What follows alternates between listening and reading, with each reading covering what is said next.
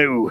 So, back again, this time with the Greatjoy 35mm T2.9 1.8X Anamorphic lens. This is a prototype lens, which means that things are still changing. The image is not final. I do think that it is definitely heading in the right direction. This has quickly become my favorite in the set, which I didn't really expect, and that's a pleasant little surprise. It is a very smooth aperture ring. In fact, I think that it is a little bit smoother than the 50mm over there, and it has slightly softer stops, which is just really nice. The witness marks are now in meters and feet, which I know a lot of people are going to like, and it still has that really nice focus throw from the 50mm. The markings are engraved, they're not just painted on. You still get everything that you used to get in the previous box. So you have your fantastic metal lens caps. These are really nice. The only reason that I've swapped them out is because I've got 95mm adapters on there. You get a EF mount if you buy the PL mount version.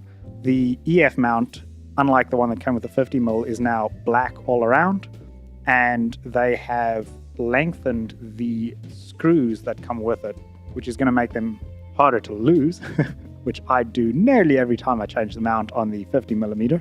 And they've also included a couple of extra screws, which is really nice to see. The PL mount on this version seems to fit a little bit more snug in the cameras, which I really appreciate. My 50mm was a little bit loose in the C500, not so loose that it was a problem by any means, but just, I noticed that it didn't quite get as, friction tight as I really wanted it to. And the rear element does not protrude as far back as the one on the 50mm, which means that you may have better luck putting this onto cameras with internal NDs and stuff like that. The lens is really well made and covers most of your sensor. I've tested it in open gate 4:3 mode, but if you do shoot 3x2, you'll probably have to crop the sides off a little bit, but that's somewhat normal with these lenses.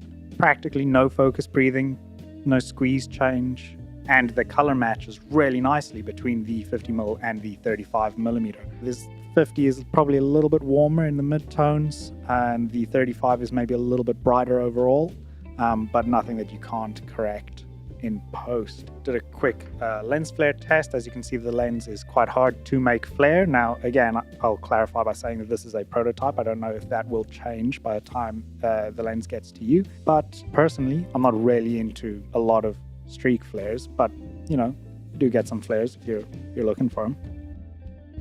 What else? I think that's all. So yeah, that's just been a little brief overview of the Greatjoy 35mm prototype that I have got here. I'm very thankful for the opportunity to take a look at it. Like I say, this has fast become my favorite of the set so far. Very excited to see how the 85 turns out. I'm really looking forward to that. The 85 is really going to make this a complete budget set of anamorphic lenses, and that's really exciting.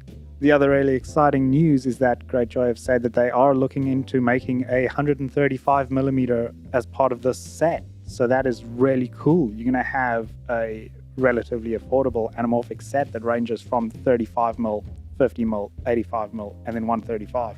That's really cool. That is going to be a very heavy lens case, I tell you. Anyways, till next time, hope you like the video.